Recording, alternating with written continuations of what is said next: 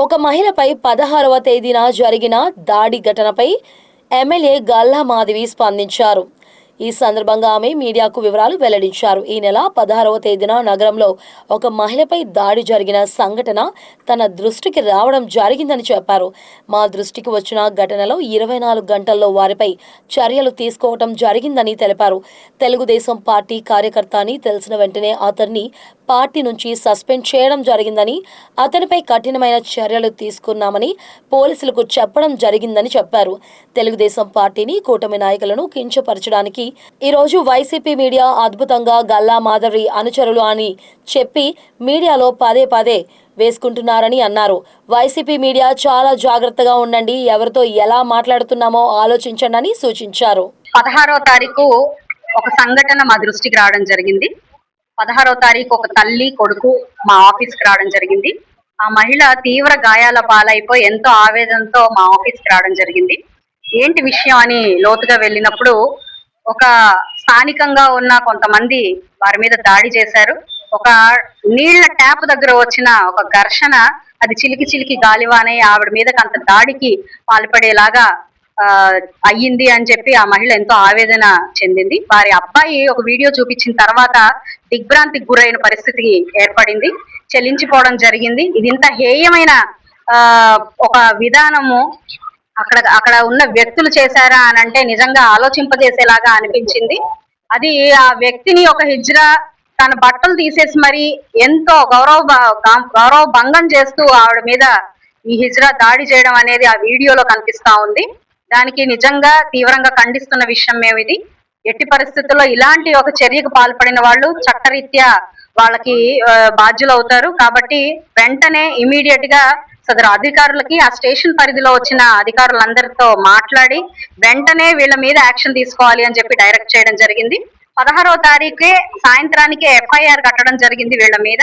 అయితే వాళ్ళని తీసుకొని వచ్చి స్టేషన్ లోకి సరెండర్ చేయని క్రమంలో మరుసటి రోజు మళ్ళీ ఫాలో అప్ చేసి వాళ్ళని సరెండర్ చేసే పరిస్థితి వచ్చింది. అంటే 24 గంటల్లో మా దగ్గరకు ఒక ఇష్యూ వచ్చిన తర్వాత 24 గంటల్లో దీని మీద యాక్షన్ తీసుకోవడం జరిగింది.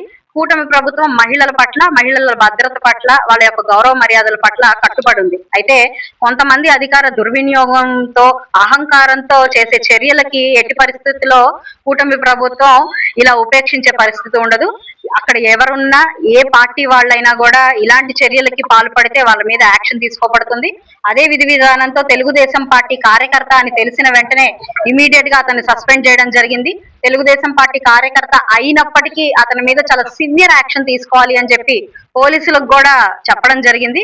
ఆ పద్ధతిలోనే వాళ్ళు 24 గంటల్లో వాళ్ళని లోపల నుంచి యాక్షన్ తీసుకోవడం కూడా జరుగుతుంది.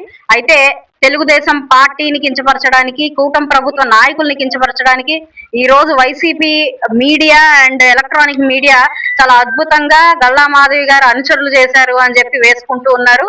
ఏదన్నా ఒక అవకాశం వస్తే రాబందుల్లాగా వారిపోయి దాన్ని పొలిటికలైజ్ చేయడం తప్ప మరో అజెండా లేని ఈ యొక్క మీడియా వాళ్ళకు ఒకటే చెప్తున్నాను, వైసీపీ మీడియా కొంచెం జాగ్రత్తగా ఉండండి. ఎవరితో ఎలాగ మాట్లాడుతున్నాము అన్నది కూడా ఆలోచించండి.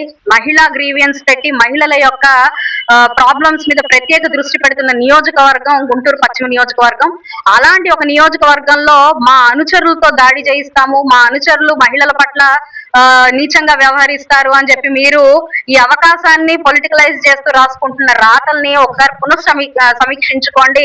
ఎందుకంటే అది చాలా ఇబ్బందికరమైన పరిస్థితిగా మీకే మారే పరిస్థితి ఉంటుంది. కాబట్టి ఎందుకంటే మీడియా అంటే ఉన్నది ఉన్నట్టు చూపించేది మీడియా అవుతుంది. మీరు దాన్ని వాడుకునే పద్ధతిలో చూపిస్తున్నారు అని అంటే ఒకసారి ఆలోచించుకోవాలి. ఈరోజు అలాగ పాల్పడిన వ్యక్తులు కానివ్వండి, అధికార దుర్వినియోగం చేస్తున్న వ్యక్తులు కానివ్వండి, శిక్షించే పరిస్థితి ఉంటుంది. కూటమి ప్రభుత్వం ఎవరినైనా ఉపేక్షించే పరిస్థితి ఉండదు.